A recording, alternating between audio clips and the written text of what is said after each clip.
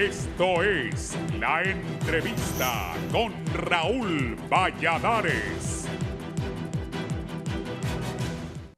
El año del Bicentenario de la Patria llega en una coyuntura en la que toca vivir uno de los mayores retos de la historia de la humanidad: mantener en pie a la sociedad y evitar que la economía caiga en un colapso del que no se pueda recuperar jamás ante las devastadoras secuelas de la pandemia del nuevo coronavirus declarada por la OMS el año anterior.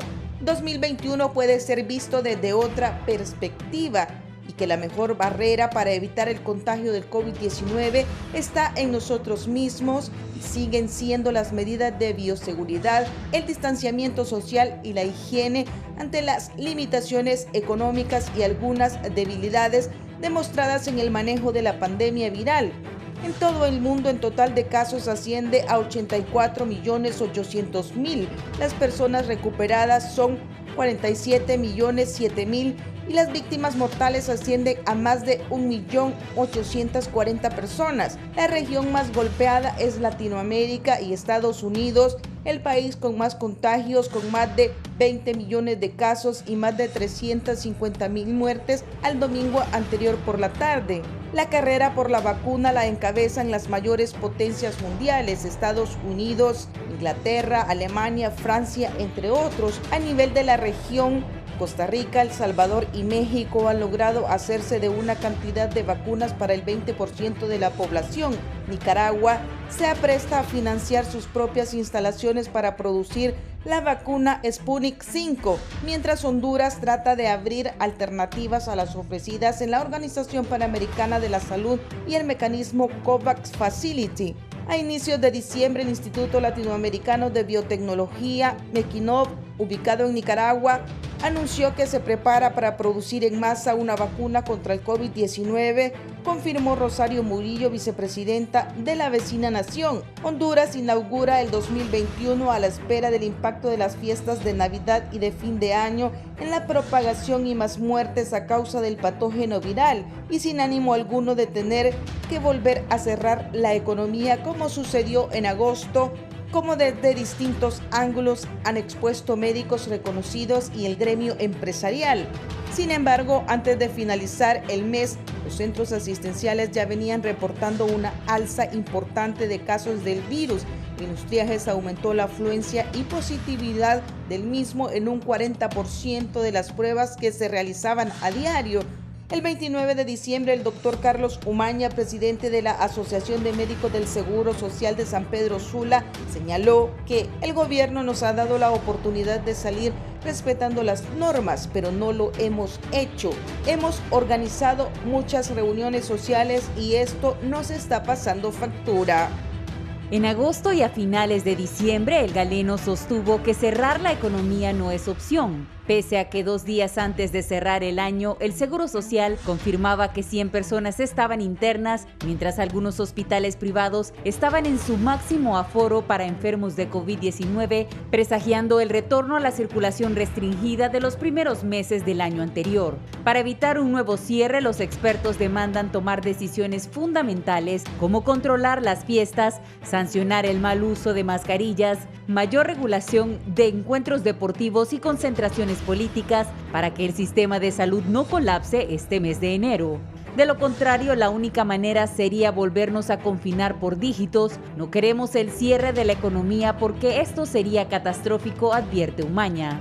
El Consejo Hondureño de la empresa privada COEP se opone a un nuevo cierre de la economía, como plantean directivos del Colegio Médico de Honduras y un panel de expertos del Observatorio Nacional del COVID-19 y Dengue de la Universidad Tecnológica Centroamericana, entre otros sectores, ante el aumento de casos de COVID-19 en Honduras. Las reacciones resurgen al trascender que la mesa multisectorial adscrita al Sistema Nacional de Gestión de Riesgos SINAGER analizará esta semana medidas para contener el avance de los contagios y decesos a nivel nacional.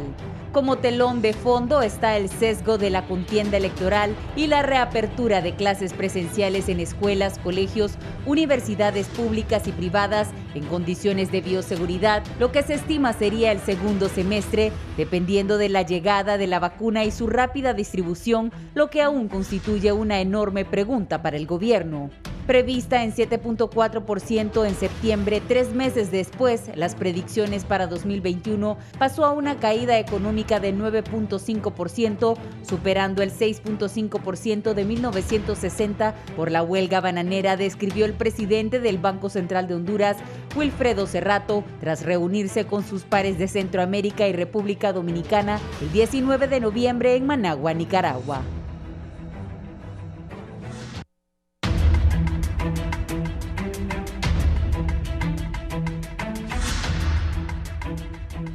Bien, gracias por estar con nosotros en la entrevista. Luego de esta nota del compañero Carlos Zelaya, ¿cuántos muertos hay por el COVID? Hay gran preocupación. Ahí está. Evo, si me acerca eso, por favor.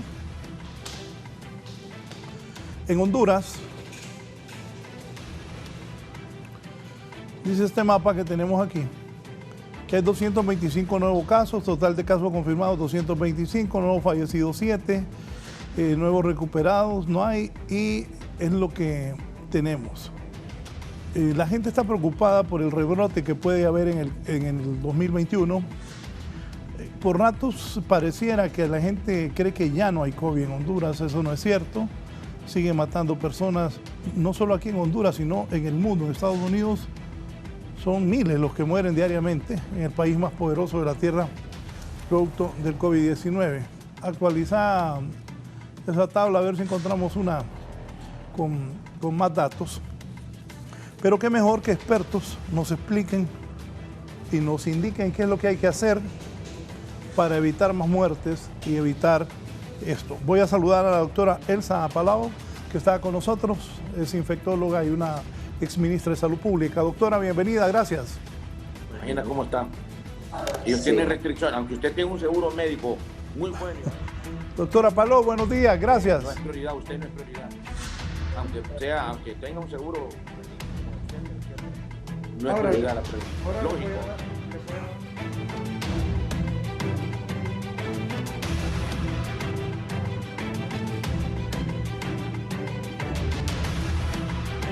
Está lista la doctora. Buenos días, doctora. Gracias por estar con nosotros en la entrevista. O sea, ya la compraron, ya están. Doctora. El artículo. Parece que está ahorita llamándonos del canal. Bien. Ya estamos con la doctora Elsa Palau, está el doctor Oscar Díaz y está Francisco Ramón Somoza también, doctor. Doctora Palau, buenos días. Buenos días, mucho gusto, licenciado. Placer de saludarlo. Igual, feliz año. Y es suyo al pueblo hondureño. Sí. Doctor Oscar Díaz, bienvenido.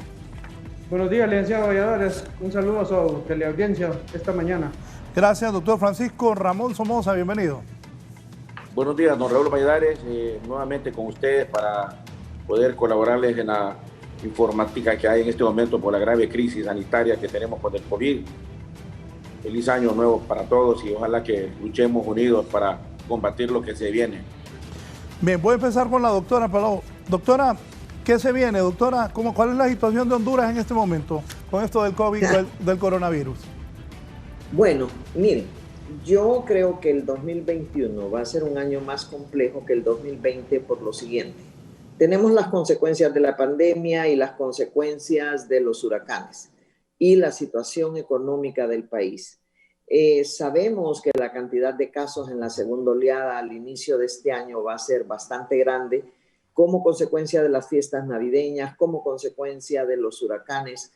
¿Y qué situación tenemos en Honduras? Bueno, podemos decir que terminamos las 53 semanas epidemiológicas del 2020 el 2 de enero, con 123,000 casos, con más de 3,000 muertos, siendo el país de Centroamérica que menos pruebas de laboratorio hace, siendo el país de Centroamérica con el menor porcentaje de recuperados. Tenemos un 46.6% de recuperados. Y hay otros países en Centroamérica que tienen 90% de recuperados, por ejemplo, ¿verdad?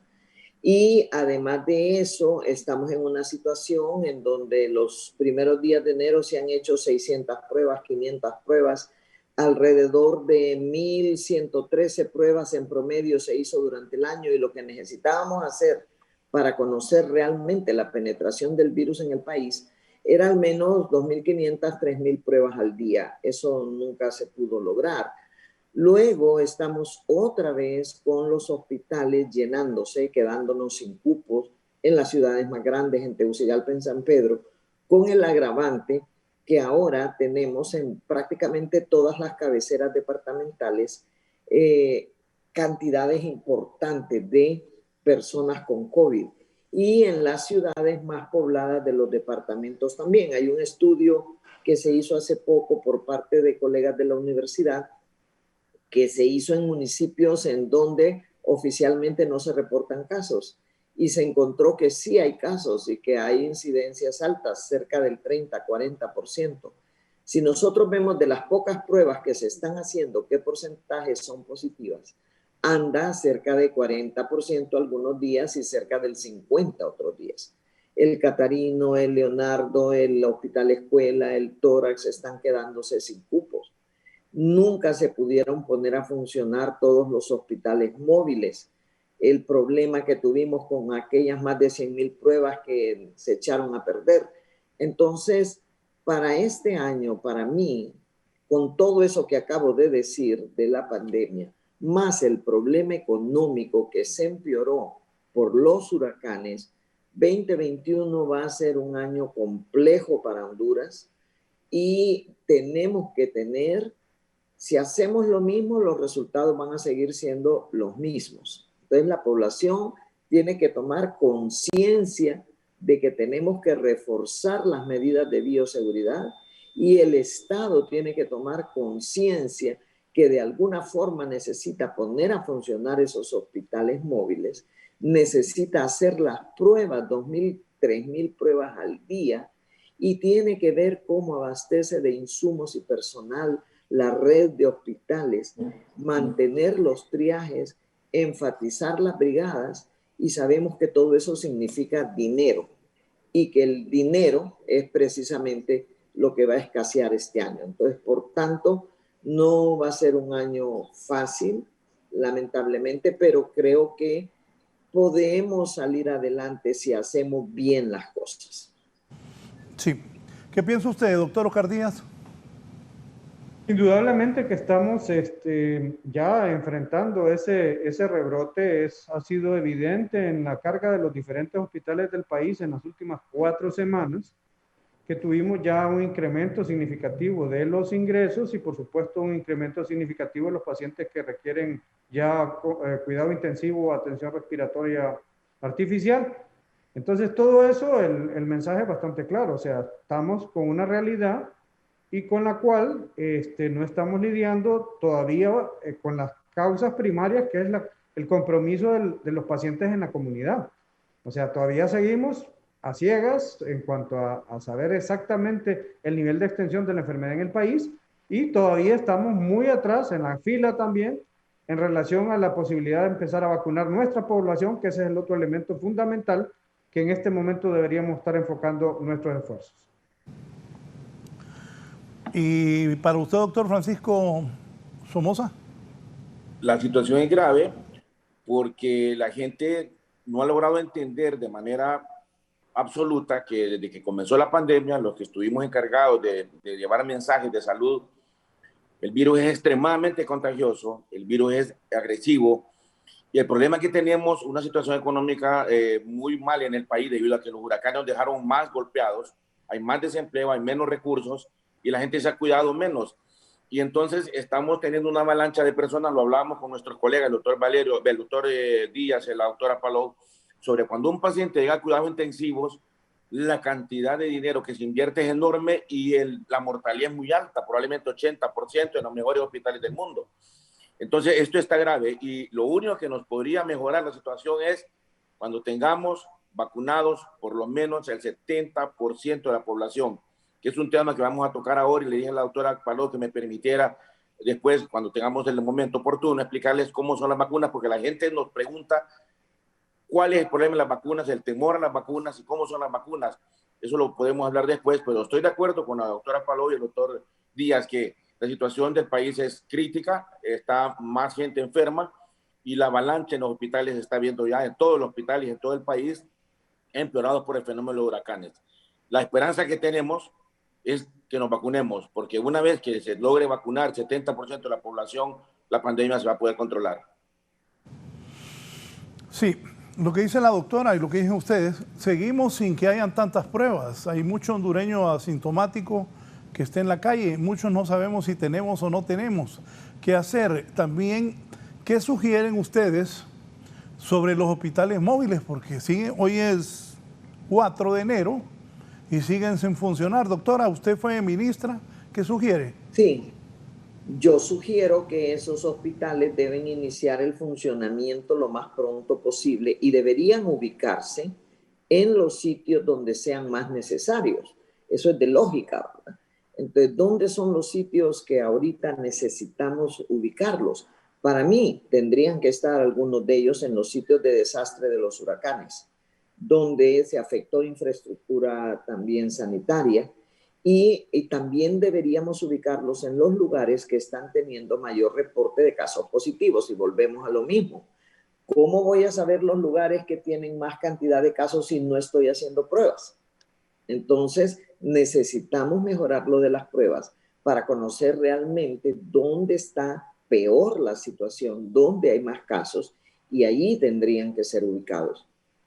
El problema es que no se ubican tan fácilmente. Bueno, nosotros vemos el de Tegucigalpa, ¿cuántos meses lleva y no ha podido entrar en funcionamiento? No digamos el que se supone va a estar en Copán, en La Ceiba, en Choluteca. Entonces, para mí tiene que buscarse la manera que estos hospitales funcionen. Van a ayudar a paliar la crisis, pero ahí estamos trabajando ya con la consecuencia, como decía tanto el doctor Díaz y el doctor Somoza. Necesitamos evitar que la gente llegue al hospital. ¿Cómo lo vamos a evitar? La vacuna es una de las cosas fundamentales, la vacuna. Pero nosotros vamos a tener vacuna tal vez ahí como por abril, ¿verdad? Tal vez. Esto es algo que es importante para todos los países, ¿verdad? Nosotros tenemos que ubicarnos. ¿Qué red de frío tenemos? Podemos adquirir una red de frío como la de Moderna o Pfizer, las que necesitan las vacunas de Moderna o Pfizer. Y si no podemos, entonces veamos cuáles no ocupan esa red de frío. Como por ejemplo está la de Oxford, AstraZeneca, Johnson & Johnson. La de Oxford ya tiene el visto bueno de Inglaterra y de un par de países más. La de Johnson & Johnson, que solo es una dosis y no ocupa esa red de frío, todavía no tiene aprobación de ningún país. La rusa, que ya se está usando en algunos países. Nosotros como país tendríamos que ver de qué manera podemos empezar a vacunar y vacunar rápido. ¿Por qué? Porque de esa manera vamos a lograr, cuando tengamos la inmunidad de rebaño, después de que el 70% esté vacunado, vamos a poder evitar que los pacientes lleguen a los hospitales. Pero mientras tenemos esa vacuna, ¿qué podemos hacer?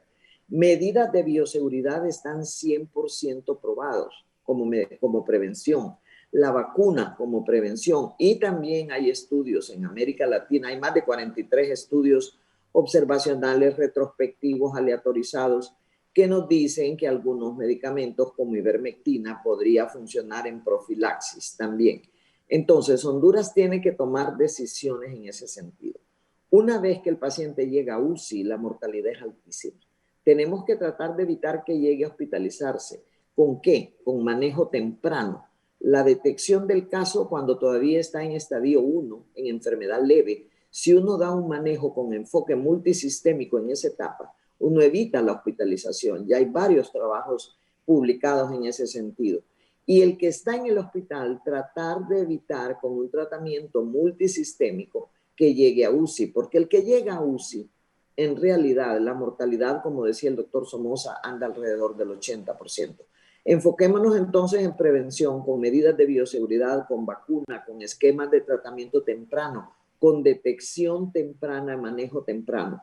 Eso se logra a través de concientización de la población, a través de pruebas hechas en la cantidad necesaria y a través de las brigadas que también ayudan, los centros de triaje que también ayudan, y necesitaríamos la concientización de la población, porque sé que la gente está cansada de la misma historia, de las mismas recomendaciones, que tiene que estar en aislamiento, que tiene que tener las medidas de bioseguridad, la mascarilla, el gel de alcohol, el lavado de manos, el distanciamiento social. Pero pues ni modo, no hay de otra. Necesitamos hacerlo, porque este va a ser un año, en mi opinión, más complejo que el año pasado.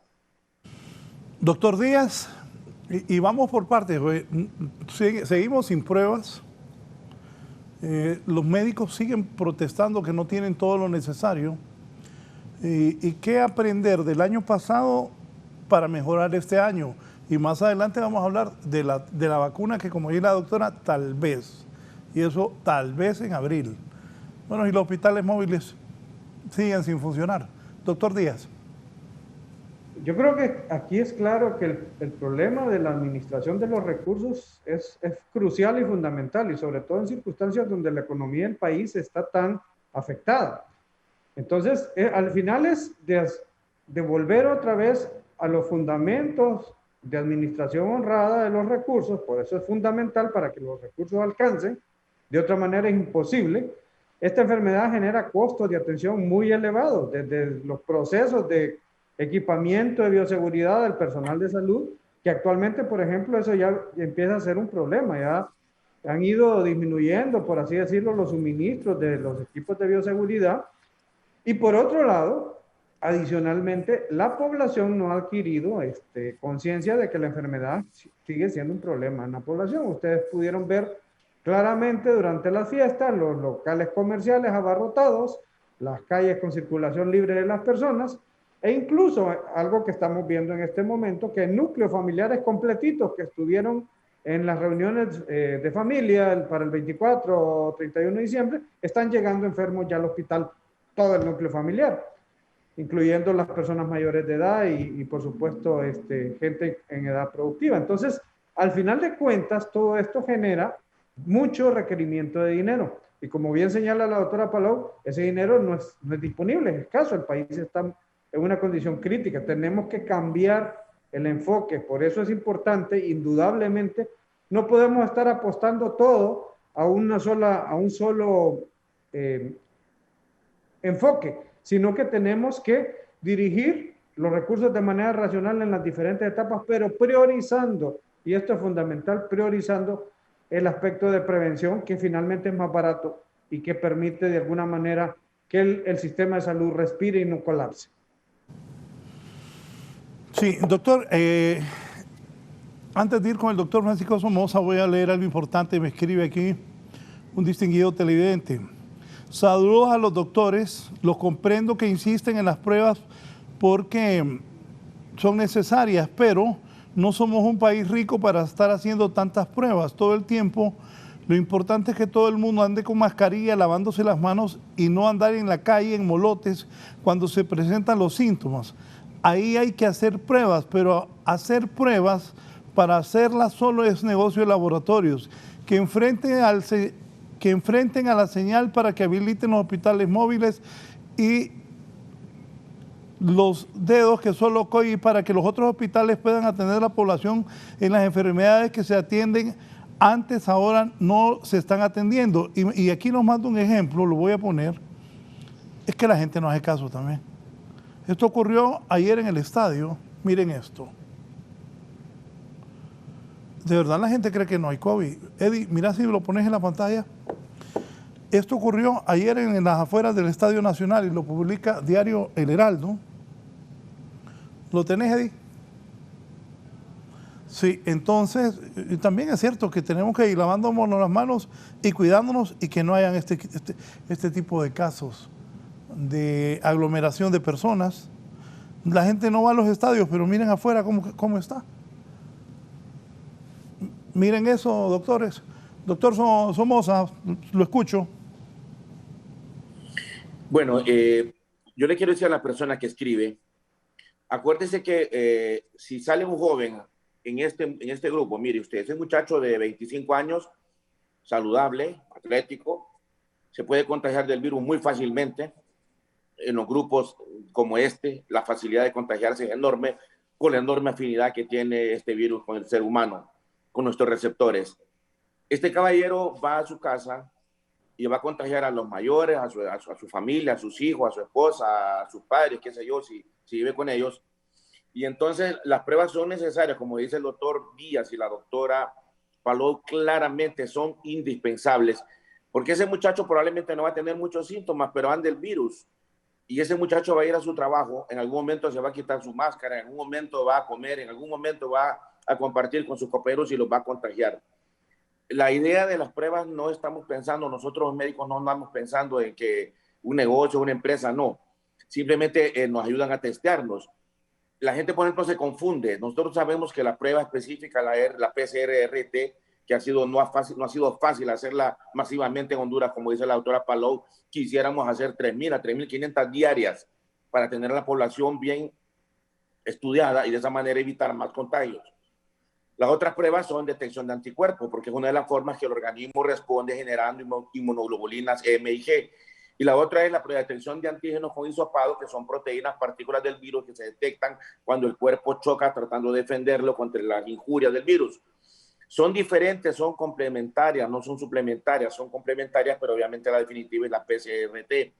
Entonces, para las personas que nos escriben, como el señor que escribió, claro, de pronto usted pensará que estamos pensando solamente en un paciente que está con síntomas, pero muchos jóvenes transmiten el virus, lo andan diseminando por todos lados en sus trabajos, se quitan la mascarilla para comer, para ir al baño, etcétera, y eso es grave, y entonces por eso es que el contagio en Honduras no ha parado. Usted ve que las cifras son geométricamente tal vez mayores que las que se reportan oficialmente, y el peligro es que tenemos enfermedades crónicas, como me comentábamos con nuestros colegas, que esas enfermedades crónicas siguen, y obviamente esas personas con enfermedades crónicas son muy lábiles, son muy frágiles para que el virus entre, porque el virus está genéticamente diseñado para atacar a personas con comorbilidades, con hipertensión, insuficiencia cardíaca, enfermedades pulmonares, cirrosis, insuficiencia renal. Hemos tenido pacientes que el culprit es el riñón y que mueren en diálisis. Entonces la gente tiene que entender que todo es un complemento. Las pruebas son indispensables y son necesarias para los médicos, no solamente para estandarizar la población y saber clasificarla y saber de qué manera hacer el aislamiento, las cuarentenas, pero el doctor Díaz comentaba algo grave que está pasando en el país. Tenemos familias enteras enfermas y eso es grave. Y claro, de eso se mueren porque hay un grado de letalidad que ya todo el mundo lo conoce en relación al coronavirus. Y entonces eso nos lleva a que los pacientes llegan al doctor Díaz, a cuidados intensivos, a un sistema altamente costoso, privado o público, es igual, costosísimo y obviamente con una mortalidad muy alta. Entonces la gente tiene que entender que la única forma que nosotros podemos mejorar la cadena de transmisión es teniendo las medidas de bioseguridad serias, formales, no yendo a discoteca. Hay gente que se pone a cantar en karaoke. He recibido videos de pacientes cantando. Se imagina la cantidad de partículas que salen de cada persona cantando en un solo micrófono. Es una tragedia, la verdad. Y entonces eso se transmite. Por lo cual la población debe entender que lo que la doctora Palou y el doctor Díaz mencionan claramente y contundentemente, la necesidad de hacer pruebas de todo tipo es fundamental. Y ellos hablan de las pruebas del COVID, pero las pruebas complementarias que se hacen cuando los pacientes están ya enfermos son costosos, que es el combo COVID, que son exámenes caros de laboratorio. De esa manera el doctor puede hacer el seguimiento y saber cómo va la enfermedad, cómo va la gravedad de la enfermedad y cómo está respondiendo a los esquemas terapéuticos que están utilizando. O sea, esto es realmente preocupante, que la gente no logra comprender lo difícil que es para un doctor. Un doctor no solo le puede hacer una prueba de COVID a un paciente y le dice salió positivo y los otros exámenes, los otros marcadores de bioseguridad que tenemos. Si usted, por ejemplo, a un paciente con insuficiencia cardíaca le da COVID, el esquema terapéutico es costosísimo, los exámenes son costosísimos, el seguimiento es costosísimo y la mortalidad es altísima. Por lo cual esto es grave y la seriedad con que tenemos que tomar la situación debe ser profunda para cada ciudadano de este país. No solamente echarle la culpa a alguien específicamente que porque no hay insumos, que porque no hay medicamentos. No es cierto. El cuidado, como dice el doctor Díaz, comienza por la persona en sí. La persona humana debe ser formal en esto y que la gente debe entender que estamos en una pandemia que no termina todavía. Y para que la población entienda, se pueda controlar la pandemia, tiene que vacunarse el 70% de la población. Y hay algo grave también que la gente no entiende, y esto lo hemos visto, incluyendo con gente cercana a nosotros. La inmunidad que genera el virus no es como algunos reportes iniciales que eran largas, mentiras. Yo les puedo contar que hay gente que le dio el COVID en febrero, en marzo, abril, mayo, y en este momento le busca anticuerpos y no tiene. O sea, esa gente se puede volver a enfermar y caer gravemente en las manos de cuidados intensivos y eso es costosísimo. Y a veces puede ser más virulento la infección. Me gustaría que la doctora y el doctor Díaz comentaran sobre esto. La gente que se enferma, imagínense ustedes otra vez, hay gente que queda sin inmunidad. Probablemente tendrá linfocitos T, pero inmunoglobulinas no tiene. Entonces, imaginan ustedes, todo esto es costoso. Yo le explico, yo le quiero recalcar al amigo que sí necesitamos exámenes, necesitamos laboratorios, necesitamos marcadores para que nos den ayuda cómo hacer el seguimiento de pacientes, cómo aislarlos y cómo hacer un cerco epidemiológico adecuado. Sí. ¿En qué sector del país, doctora Palou, está golpeando más el COVID en este momento? Yo tengo la impresión que en la costa norte, en San Pedro Sula, ahorita estamos teniendo una cantidad de casos bastante grande. Es lógico que esto sea así por el problema del paso de los huracanes. Cuando tuvimos los huracanes, la mascarilla, el gel de alcohol, el lavado de manos se volvió secundario, ¿verdad? Si venía una torrente de agua que se llevó su casa y se llevó absolutamente todo, lo primero era salvar la vida y ver de buscar un albergue, etcétera. Entonces ahí COVID se volvió secundario y eso significa que más contagio. Me da la impresión, no tenemos datos oficiales que verifiquen porque no tenemos suficientes pruebas hechas, pero creo que ahorita estamos teniendo más casos en San Pedro Sula y Tegucigalpa, pero sobre todo en la costa norte. Esa es la impresión que tengo en este momento. Y creo que el problema que vamos a tener es, así empezó el año pasado, recuerdan, el epicentro inicial fue San Pedro Sula, posteriormente pasó a Tegucigalpa y después de Tegucigalpa pasó a todas las cabeceras departamentales. Hoy por hoy, todo el país, no hay un solo departamento que no haya reportado COVID. ¿Qué departamento va a tener más casos? Solo lo vamos a saber cuando hagamos la detección suficiente. Sí, doctor Díaz, para usted es el norte donde donde más afectó ETA y IOTA, donde puede haber más casos en este momento de coronavirus.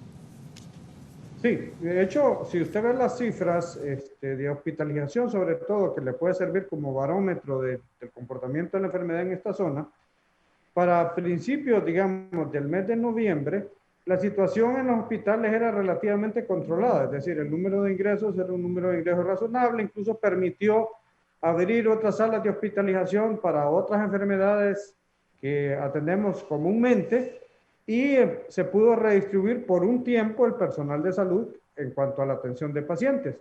Posteriormente a los hechos de las inundaciones, en las siguientes 2 semanas el porcentaje de ocupación se fue aumentando de manera significativa y en el mes de diciembre, alrededor de 3-4 semanas después de las inundaciones, ya estábamos de nuevo en el nivel de ingresos y hospitalizaciones que tuvimos, por ejemplo, en el pico de julio. Adicionalmente, después de las fiestas, ya nos vimos incluso en momentos de tener que abrir nuevas salas. Pongo, por ejemplo, el hospital acá donde yo laboro, que es el Seguro Social. En el Seguro Social estuvimos teniendo alrededor de 20 ingresos más o menos promedio entre el mes de noviembre y primeras semanas de diciembre. Ahora mismo en el Seguro Social estamos teniendo más de 150 pacientes hospitalizados diarios por COVID. Adicionalmente a que tenemos los requerimientos de las otras enfermedades que tienen que ver con la movilidad, como el trauma, como las enfermedades que se descompensan durante las fiestas, como la diabetes, como la hipertensión, las enfermedades cardíacas, y todas esas personas están llegando al hospital. De manera que prácticamente ahorita estamos teniendo en los hospitales, por así decirlo, 2 hospitales, un hospital COVID y un hospital no COVID. Lo mismo nos pasa, por ejemplo, en la unidad de cuidado intensivo. Nosotros tenemos la mitad de los cupos habilitados para patología no COVID y la mitad de los cupos para COVID. Entonces, indudablemente, todo eso genera una tremenda presión de recursos, de personal, adicionalmente a que además tenemos mayor ausentismo laboral, por supuesto, porque la gente se incapacita, porque se enferma. Entonces, todo eso genera una presión brutal sobre el sistema. Y eso está pasando. Y creo que San Pedro Sula y el área metropolitana del Valle de Sula continúan siendo el epicentro del problema. Indudablemente que las inundaciones tuvieron un efecto tremendo, pero también el comportamiento social. Doctor Somoza. Evidentemente que después de los huracanes, hemos visto una tragedia en la población porque esa gente quedó sin medidas de higiene y el impacto ambiental de los huracanes, de todo el desastre que hubo, las inundaciones, obligó a que las personas buscaran salvar la vida olvidándose de todas las medidas de bioseguridad. Y entonces lo que se presume y la avalancha es en la zona más afectada por las inundaciones. Hemos visto en la zona también del litoral atlántico, en La Ceiba, en todas esas zonas de Lloro, donde llovió mucho, en Progreso, la calamidad de La Lima, y un montón de zonas también donde llovió fuertemente y la gente perdió todo, y esa gente no se cuidó. Y esa es la avalancha de pacientes que mencioné el otro día que nosotros estamos teniendo y estamos viendo ambulatoriamente también una cantidad de enfermos crónicos, pero con COVID también.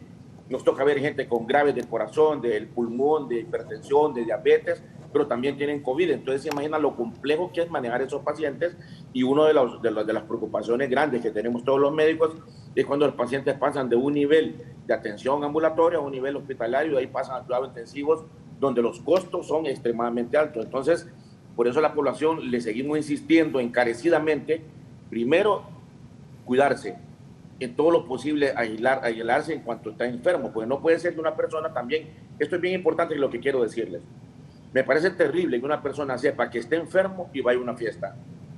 En esta pandemia, que todo el mundo tiene informática, que todo el mundo ha oído que es el COVID en la radio, en la televisión, en los medios escritos, etcétera, en las redes sociales, nos parece grave que una persona no sea honesta con su misma familia, sus amigos, que sabiendo que tiene fiebre, o perdió el olfato, o perdió el sabor, perdió el gusto, o se siente mal, vaya a una fiesta a exponer a los demás. O sea, esto es educación, esto es salud, porque la gente no entiende que si una persona está enferma y va a una fiesta donde hay 15 personas, probablemente las 15 se van a enfermar, porque este virus es extremadamente contagioso.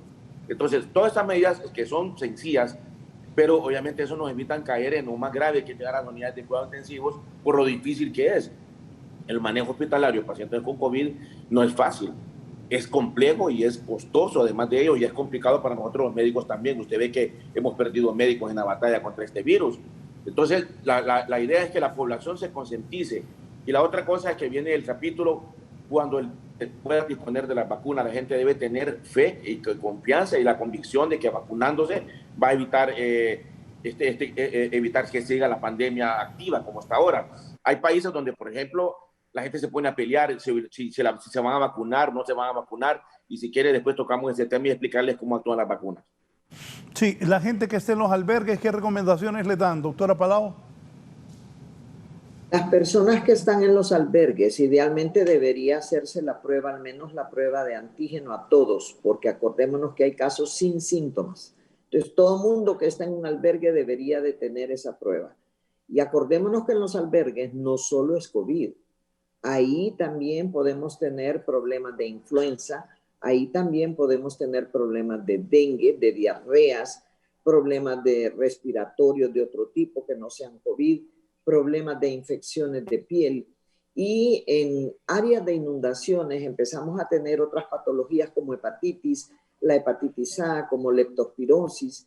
Entonces, los albergues son un lugar que para salud tienen que ser muy importantes. Deben de haber brigadas dedicadas específicamente a los albergues para que busquen hepatitis, para que busquen enfermedades gastrointestinales, para que busquen dengue, para que busquen malaria, para que busquen leptospira, para que hagan pruebas de COVID y para que se puedan hacer vacunaciones de otras patologías no COVID, que sí tenemos las vacunas contra hepatitis, las vacunas contra influenza, incluso gente que se hirió durante las llenas porque con láminas, con árboles, etcétera, hasta vacunarlos contra tétano incluso. Entonces los albergues son como otro lugar en donde tenemos que preocuparnos de COVID, pero además todas estas otras patologías que se vuelven más comunes después de una inundación y las enfermedades que la gente ya tiene, porque hay diabéticos, hipertensos, renales crónicos en los albergues. Entonces, ahí la condición de salud se vuelve más compleja. Doctor Díaz, ¿usted que está allá? No, indudablemente. Y si usted lo ve, por ejemplo, y es una cosa que se mencionó al principio de esta plática, hay lugares donde, aparte del daño directo a la infraestructura de las personas, también hubo daño directo a las a las estructuras sanitarias, es decir, los lugares donde se dan atención.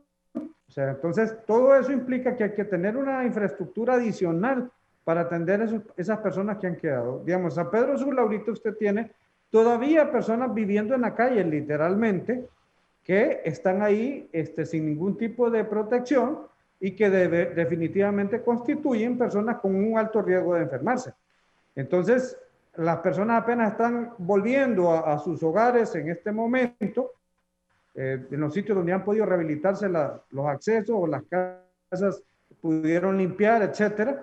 Entonces, todo eso indudablemente necesita una atención particular y una atención que debe ser articulada. En San Pedro Sula, por ejemplo, la intervención de las municipalidades es muy importante,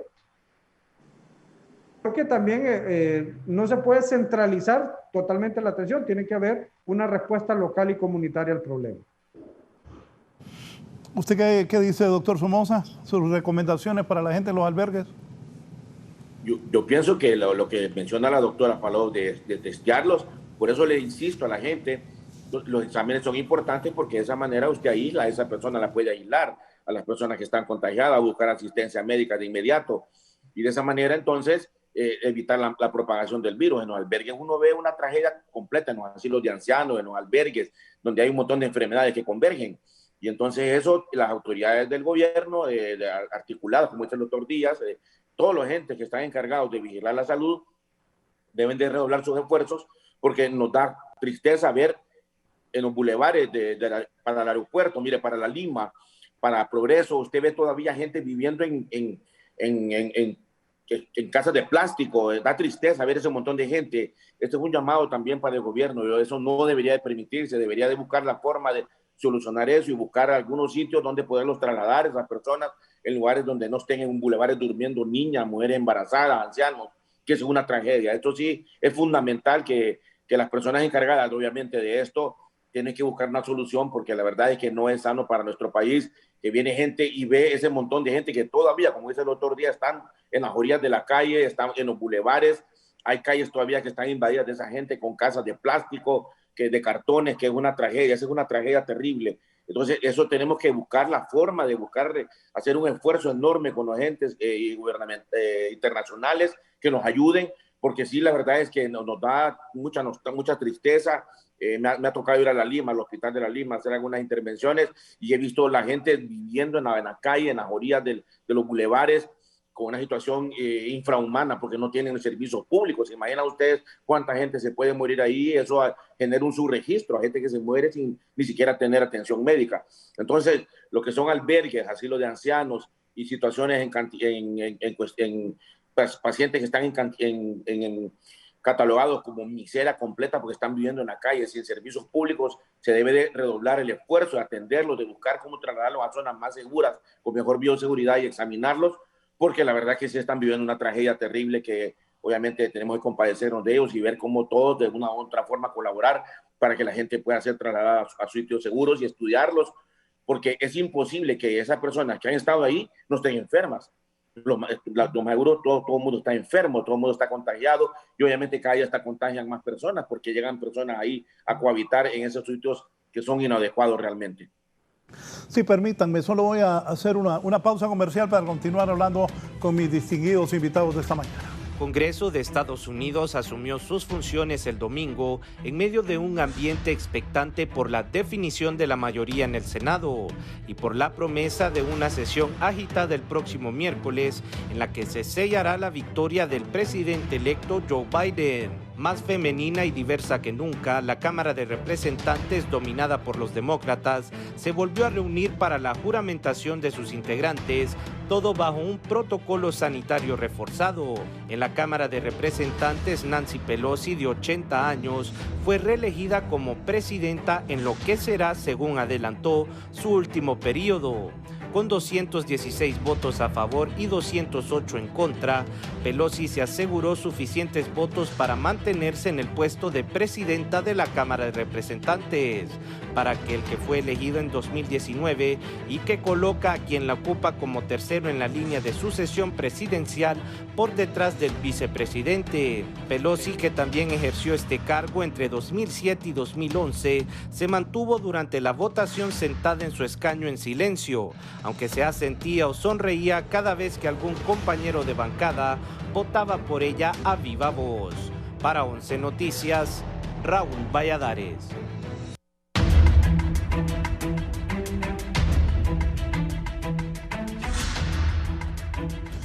Bien, entonces continuamos. Necesitamos pruebas que no hay las suficientes, que la gente se cuide también, porque esa foto que mostramos, mostrámela otra vez, por favor. Ayer en las afueras del estadio, la gente no hace caso. Y si no hacemos caso, como dijo el doctor, hay gente que va hasta fiestas enfermo. Acércamela, que quiero ver más o menos cuánta gente aquí.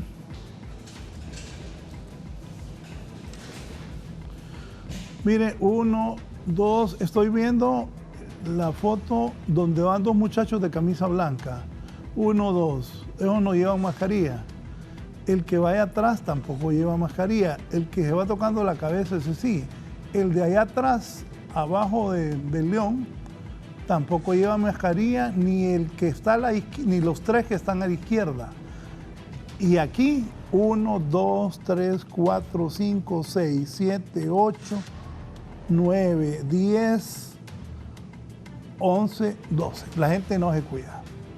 Y eso que se lo venimos diciendo todos los días. La verdad, yo no he hecho una irresponsabilidad como esa. Trato de ver muy pocas personas y aquí nos mantenemos alejados. Doctora Palou, ¿y la tal vacuna? Tal vez en marzo. ¿Cuántas vacunas ocupamos y qué vacunas podríamos tener en Honduras? Porque no soy médico, pero el otro día me explicaban que esa vacuna de la refrigeración, aquí en Honduras no hay donde refrigerar eso. ¿Qué es lo que necesitamos, doctora? Bueno, necesitamos una vacuna que funcione. Ahorita tenemos aprobadas, está la vacuna de Pfizer, la vacuna de Moderna, que son a través de RNA mensajero, que es una tecnología nueva. Hasta ahora se está usando en vacunas. Esas son las que ocupan red de frío de menos 70 grados centígrados o menos 20 grados centígrados. Normalmente la red de frío que tenemos en Honduras no es a esas temperaturas, sino que es la de las refrigeradoras comunes. De las vacunas que hasta el momento aprobó el FDA, ninguna usa red de frío común como la nuestra. Pero Inglaterra el fin de semana aprobó la vacuna de Oxford AstraZeneca para uso en su país. Un par de países más lo aprobaron también. Esta vacuna de Oxford AstraZeneca tiene una tecnología de vectores virales, es un adenovirus que lleva información genética de la proteína S del virus de COVID para que cuando se aplica la persona haga anticuerpos contra esa proteína del virus. Y esta usa una red de frío similar a la nuestra. ¿Qué problema se ha visto con la vacuna de Oxford AstraZeneca? Bueno, el porcentaje de efectividad de las 2 primeras, las que tienen red de frío de menos 80 grados centígrados, anda alrededor del 94%. La de AstraZeneca, la que usa red de frío como la nuestra, solamente un 70% de efectividad si se pone una sola dosis. Con 2 dosis, siendo la primera la mitad de la dosis usual y la segunda una dosis completa, la efectividad sube 90-92% aproximadamente. Esto es bastante realmente. Si nos ponemos a ver, la vacuna de influenza tiene una efectividad como de un 60%. Entonces, tener un 70% es alto y tener 90-94% es bastante alto. ¿Qué opciones podríamos tener como país? Bueno, Pfizer ha dicho que ellos podrían proveer de red de frío a algunos países. Sin embargo, habrá que ver de cuánto es la inversión para Honduras de tener una red de frío como esa en La Mosquitia, en la frontera con El Salvador, en la frontera con Nicaragua. probablemente sea menos dinero que manejar en UCI un montón de gente. Pero si nos vamos a ir a una vacuna que use una red de frío como la que nosotros tenemos, hasta el momento esa sería la de AstraZeneca. Está también la vacuna de Johnson & Johnson, que esa solo ocupa una dosis, pero esta todavía no ha sido aprobada ni por ninguna agencia internacional ni por ningún país. Luego viene el tema de cómo adquirirlas, cuáles son las más costosas. Las más caras son Pfizer y Moderna. AstraZeneca es más barata que esas dos y usa red de frío como la nuestra. Está también la vacuna rusa, que no necesita una red de frío importante y ocupa también de 2 dosis. Hay varias vacunas chinas. Yo creo que el país tendrá que ver hasta dónde estira la cobija, como decimos los hondureños, desde el punto de vista de presupuesto. Sabemos que vacuna para el 20% de la población va a ser donada por el mecanismo de Gavi COVAX. Este mecanismo le asegura vacunas para el 20% de la población de los países pobres. Ahora, ese 20%, que es cerca de 1,5 millones de personas para nosotros, no va a venir de una sola vez. Va a venir primero el 3% de ese 20%. Eso es como 270,000 vacunas. Por tanto, se tuvo que tomar decisiones como priorizar a quién se le va a poner esas primeras 270,000 vacunas que vengan. Y ahí está el personal que está en primera línea, personal de salud, todo, médicos, enfermeras, laboratorio, todo el que trabaja en un hospital. Luego tenemos bomberos uniformados, personas de más de 60 años con comorbilidades o personas con comorbilidades aunque tengan menos de esa edad. Sabemos que la vacuna no se aplica en embarazadas, tampoco en niños menores de 18 años. Sabemos también que el Seguro Social y la empresa privada están adquiriendo 1.4 millones de dosis también de vacuna. Pero para llegar al 70% de la población que hablaba el doctor Somoza y lograr la inmunidad de rebaño es mucho más que eso. Y eso significa que el Estado va a tener que comprar, porque el 20% que le va a regalar Gavi COVAX, más los 1.4 millones que va a comprar el Seguro Social para sus derechohabientes, no ajustan para llegar a ese 70% de la población. Y Honduras tiene que hacer fila con los demás países porque todo el mundo quiere comprar vacuna. Y resulta que los que tienen más dinero compran más rápido y compran primero, ¿verdad? Y como los países europeos, como Estados Unidos, como Canadá, que ellos están asegurándose de comprar las vacunas que ocupan para proteger su población. Nosotros tendremos que asignar una parte del presupuesto para comprar esas vacunas que vamos a necesitar aplicar. Pero importante, muy importante que la población esté consciente que hay que aplicarse la vacuna, porque en el mundo hay un movimiento antivacunas en este momento, que usted se va a quedar ciego, que usted va a quedar estéril, que usted va a tener X, Y, Z enfermedad si se vacuna contra COVID. Cualquier vacuna puede dar efectos secundarios, cualquiera. Pero para tener una aprobación, esa cantidad de efectos secundarios tiene que ser mínima.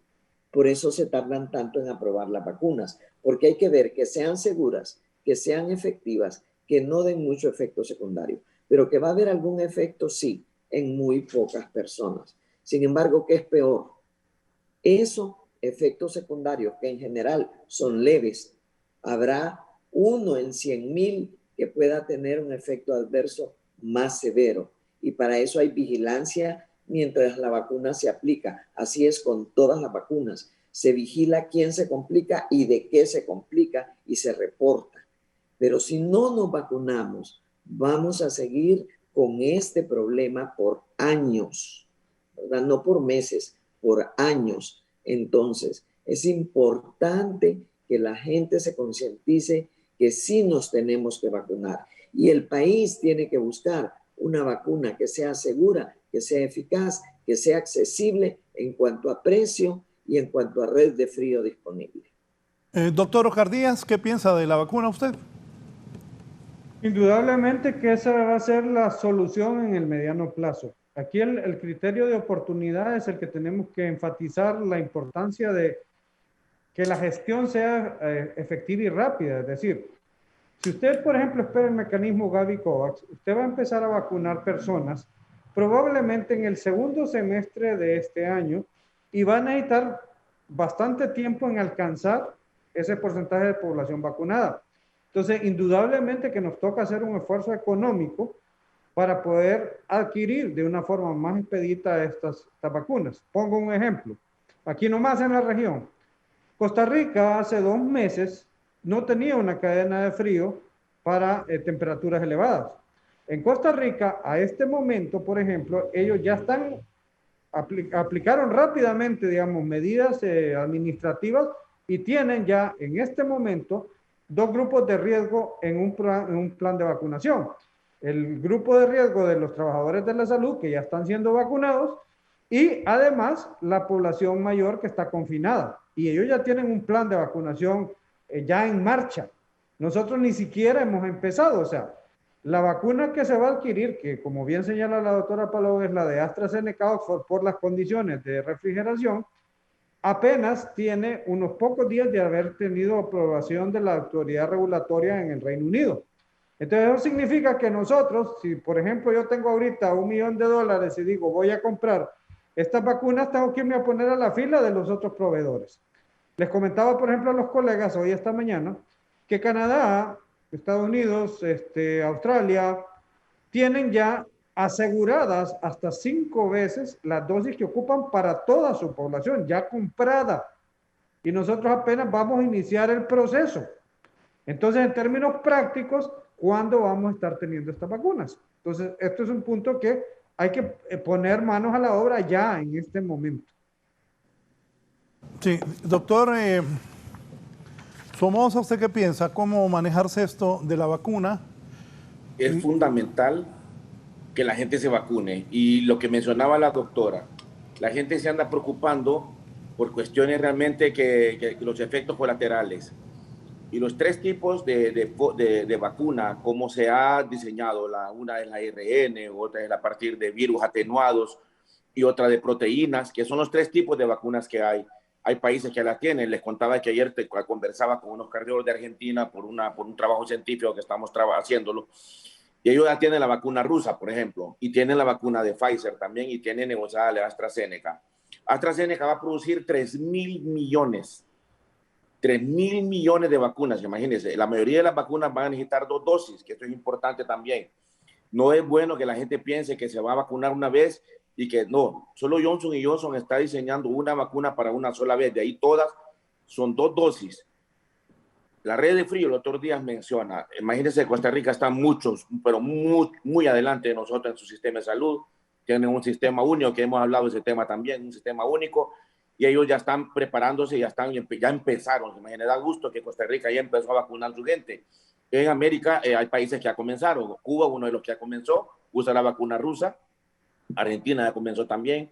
Y en Europa, pues casi todos los países han comenzado el proceso de vacunación.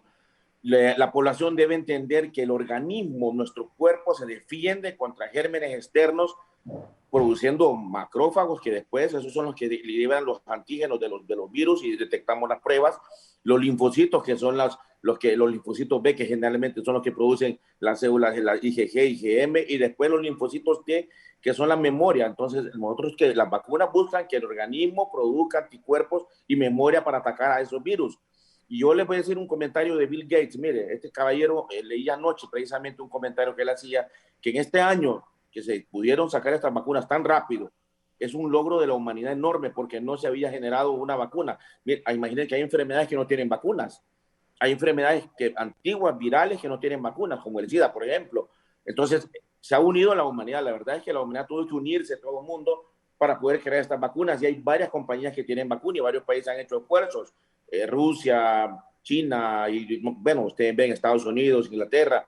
Pero la verdad es que nosotros si deseamos, anhelamos que todo el mundo se preocupe, empresa privada, gobierno, seguridad social, para poder vacunar a la gente y concientizarla, como dice la doctora Palou, que es posible que tengamos algún efecto secundario, pero obviamente el beneficio, la balanza del beneficio sobre la pérdida que podamos tener por algún efecto secundario es mucho mayor.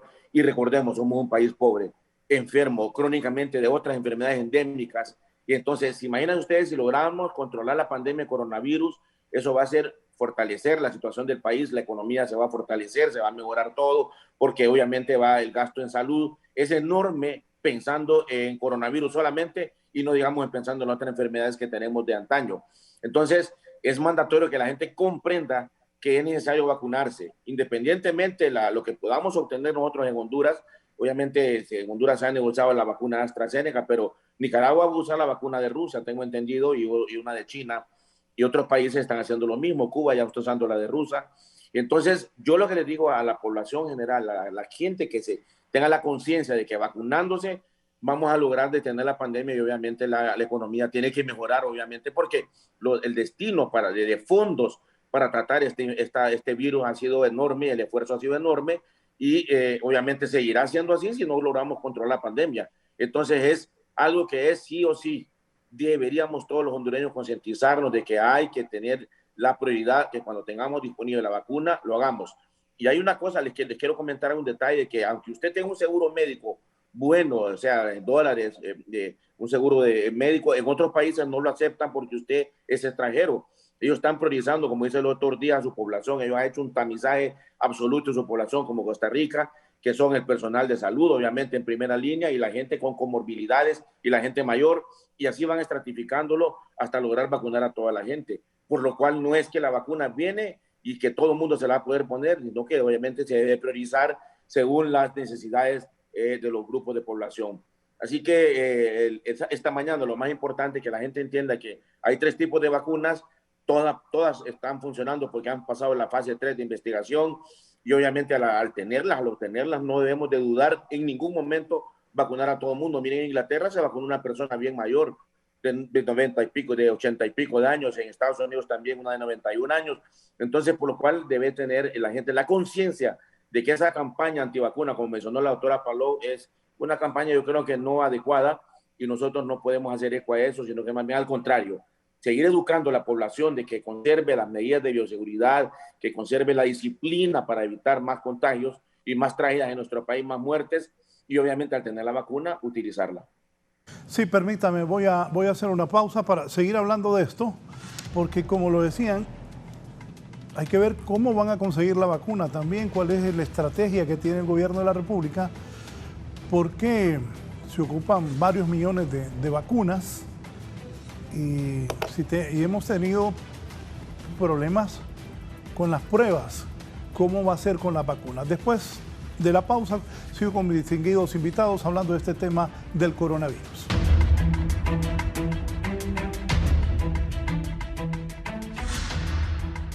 Vamos a la parte final, a las conclusiones, pero antes, doctora, aquí los compañeros me recordaban, y es cierto, que en Europa a alguien le pusieron vacuna y afectaba a gente con alergias. ¿Cómo está eso, doctora Palou? Bueno, sí, cualquier vacuna puede producir alergias, ¿verdad? Y en pacientes con antecedentes de alergias severas, es importante que si se aplica la vacuna, se pueda observar y se aconseja con cualquier vacuna que los 15 minutos posteriores a la aplicación de la vacuna, idealmente se quede cerca del lugar donde se aplicó la vacuna por si hay reacciones de tipo alérgico, controlarlas. Y eso no se ve únicamente con la vacuna de COVID, eso es con cualquier vacuna. Y otro aspecto que me interesa recalcar es que hay personas que piensan que hoy se pusieron la vacuna y ya mañana están protegidas y ya tienen que dejar la mascarilla y lo demás. No, eso no es así. Son 2 dosis. La primera dosis se separa 21 días de la segunda dosis. A los 21 o 28 días se aplica la segunda dosis. Los anticuerpos que defienden al organismo se empiezan a detectar 2 semanas después de la segunda dosis. O sea que una persona empezará a tener protección después de vacunarse más o menos 1 mes y medio después de dosis. Y aún con su segunda dosis, aconsejable, mientras no tengamos vacunado al 70% de la población, es que continuemos con las medidas de bioseguridad. O sea, en la mente de las personas tiene que estar claro, se va a vacunar, pero va a seguir usando mascarilla y va a seguir usando distanciamiento social y lavado de manos hasta que el 70% de la población esté vacunada. ¿Cuántas vacunas ocupa Honduras según sus cálculos? Bueno, nosotros necesitaríamos tener, para poder tener el 70% de la población vacunada, sacando los menores de 18 años, sacando las embarazadas, estamos hablando de entre 4 y 5 millones de personas como mínimo que tendríamos que vacunar. Y ahorita seguro solo tenemos alrededor de 3 millones de personas, el 20% de Gavi Covax y el 1.4 millones de dosis del Seguro Social. Acuérdense, son 1.4 millones de dosis, pero cada persona ocupa 2 dosis. Entonces, alrededor de 5 millones más que necesitaría el país buscar comprar esa vacuna y, como dice el doctor Díaz, el doctor Somoza, hacer la fila y tener el dinero en la mano para poderla comprar. Doctora, muchas gracias, como siempre, muy gentil por participar con nosotros. Un gusto. La doctora Elsa Paló. Doctor Oscar Díaz, sus comentarios finales y recomendaciones a la población, por favor. Vamos a insistir hasta el final que la única manera de controlar esto es un esfuerzo conjunto de toda la sociedad. Eso incluye el gobierno, incluye las organizaciones sociales, empresariales y por supuesto la población. El rebrote que estamos teniendo es producto de unas circunstancias que se han confabulado en general, tanto desde el punto de vista externo como de nuestro propio comportamiento. Es fundamental mantener estas medidas de seguridad, lavarnos las manos, el distanciamiento social, acordarnos que esto no ha terminado, no termina ahorita, probablemente nos toque lidiar todo este año y quizá más tiempo con esto, y por lo tanto tenemos que continuar siendo disciplinados y responsables con nuestra salud.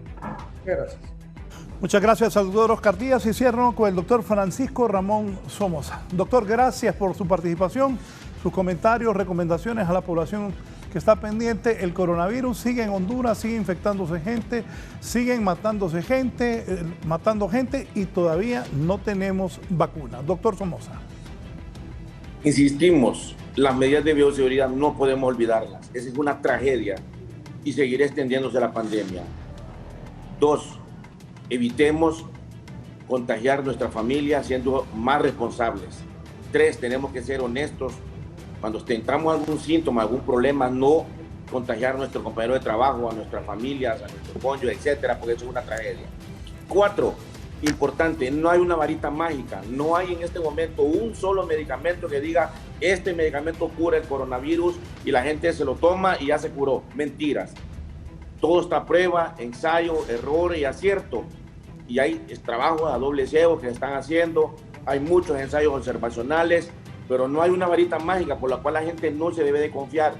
Lo que mencionan nuestros colegas que se utiliza como profilaxis, etcétera, esos son ensayos que están corriéndose para tratar de ayudar a la gente. Claro que se le ayuda, pero no hay una varita mágica, por lo cual la seriedad y la formalidad con que nosotros abordemos esta pandemia, de eso depende nuestro futuro como país. Somos 9.3 millones de habitantes y necesitamos 5 millones de vacunas. Cuando venga la vacuna no debemos de negarnos a recibirla y ser disciplinados en el tiempo preciso que le recomiende la segunda dosis. Y finalmente, todo el país tenemos que hacer un nudo, trabajar los personales de la salud unidos, hermanados, con ciencia, educación, disciplina, con mucha cristiandad, y a la población general igual, y a nuestros gobernantes igual, que piensen que necesitamos tener orden, mucha formalidad, mucha honestidad, mucha transparencia, mucha decencia en la administración de los recursos del Estado, para que de esa manera lleguemos a un bien común que es salvaguardar la vida de todos los ciudadanos. Muchas gracias, don Raúl, por la oportunidad que nos permite a nosotros de dirigirnos a nuestro pueblo. Gracias al doctor Francisco Ramón Somoza, a la doctora Elsa Paló y al doctor Oscar Díaz. Y para muestra, un botón, se reporta el deceso de una persona a causa del coronavirus. Vamos con el resumen del cierre de la entrevista.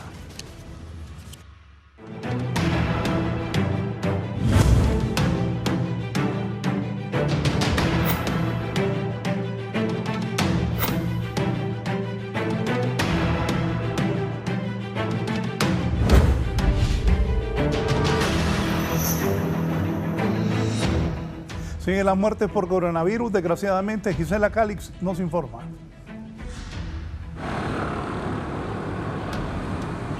Así es, buenos días, licenciado y televidentes de la entrevista. El COVID-19 continúa arrebatando la vida de ciudadanos en la capital de la República.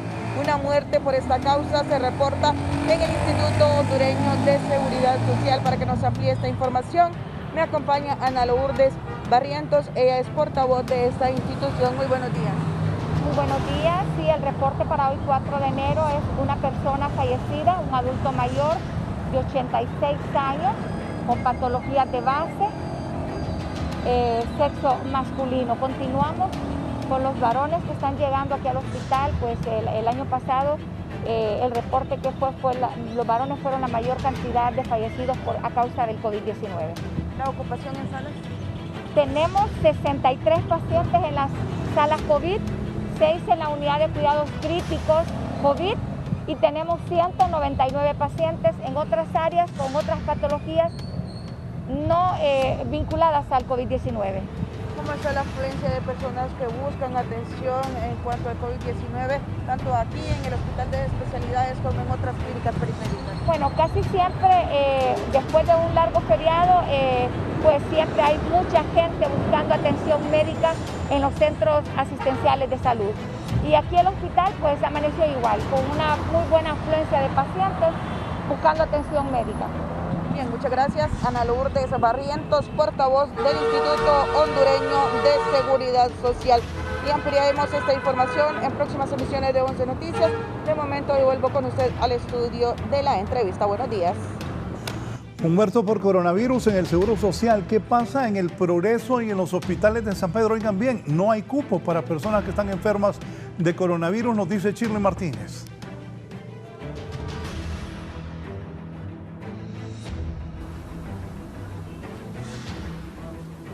Buenos días, licenciado Raúl Valladares. En el foro La Entrevista me acompaña el doctor Carlos Omaña, quien pues está bastante preocupado como experto por esta situación de los hospitales. Y es que ya no hay cupo y el Seguro Social está en un 90% de su ocupación. Pero que sea el doctor que nos amplíe con respecto a esta situación. Buenos días, doctor. Buenos días, Raúl. Un feliz año nuevo a ti, a toda tu familia y a todos tus televidentes.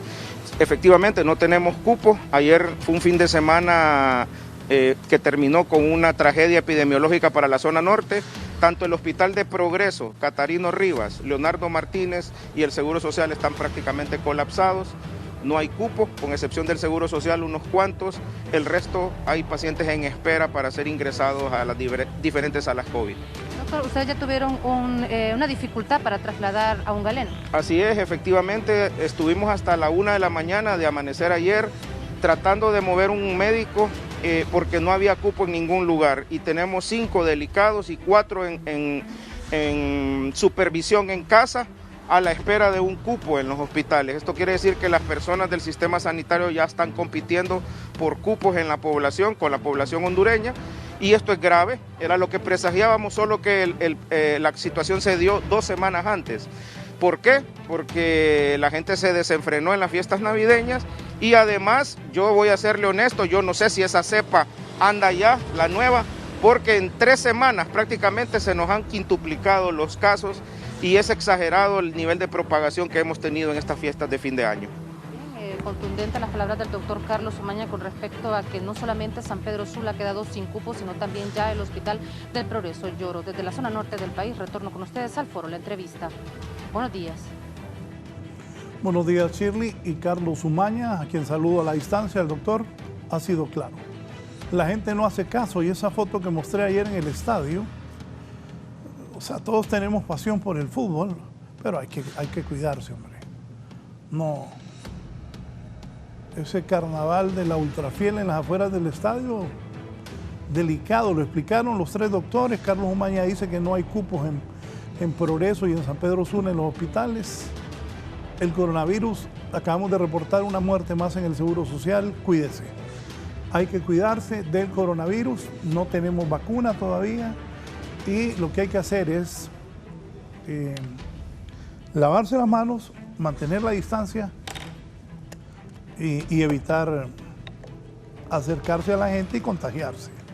Nosotros nos vamos a ir al Ministerio del Trabajo. Ahí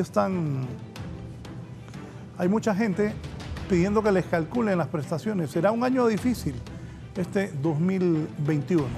Que Dios nos proteja, proteja a nuestros compatriotas, que pronto venga la vacuna para que el país pueda salir adelante. Voy con mi compañero Víctor Valladares, con quien cierro la entrevista de esta mañana. Buenos días a todos. Les deseo lo mejor para este 2021. En nombre de todos mis compañeros de Canal 11, que Dios bendiga al país, que nos saque adelante, que salgamos de todos estos problemas y que este 2021 sea mucho mejor que el año que ha quedado atrás. Víctor, buenos días y adelante. Muchas gracias, licenciado. Buenos días a los televidentes también de la entrevista. Y como usted puede observar, un panorama bastante triste, podríamos decir, para estos ciudadanos que están aquí en la Secretaría del Trabajo este día desde muy temprano haciendo filas para que les calculen sus derechos laborales después de haber trabajado en alguna empresa. También tenemos entendido que muchos de ellos andan buscando una conciliación con su patrono después de haber tenido una diferencia, y esto nos presagia lo que puede venir para este año en el país, un panorama bastante complicado en cuanto al tema de generación de empleos y también de generación de ingresos para las familias, tomando en cuenta la difícil situación económica que vive el país en estos momentos, y que lo que más desean los hondureños es obtener un puesto de trabajo para poder llevar sustento a sus hogares. Vamos a tratar de platicar con algún ciudadano por acá. Caballero, buenos días. Cuéntenos qué trámite viene a hacer a la Secretaría. No, al sacar el cálculo para la prestación. Sí, ¿hace cuánto fue despedido usted? Mes y medio hace. Sí, es difícil ahora, un panorama difícil para usted y su familia. No, claro que sí, porque hemos sido despedidos y conseguir empleo está difícil, entonces andamos buscando nuestros derechos. Sí, y esto pues tiene un impacto en su hogar. Sí. Bueno, muchas gracias. Ya lo decíamos nosotros, es bastante complicado esta situación. Caballero, buenos días. Cuéntenos qué trámite viene a hacer usted. No puedo hablar. Ah, bueno. Bueno, respetamos la posición de algunos ciudadanos que están acá, pero sí reiteramos, es una fila bastante importante la que se da a esta hora de la mañana aquí en la Secretaría de Trabajo, y pues un panorama bastante complicado para miles de hondureños que a estas alturas ya no cuentan con una fuente de empleo. Con esto finalizamos la entrevista de hoy. La invitación es para que usted siga con la programación de Canal 11 en las diferentes programaciones de este día.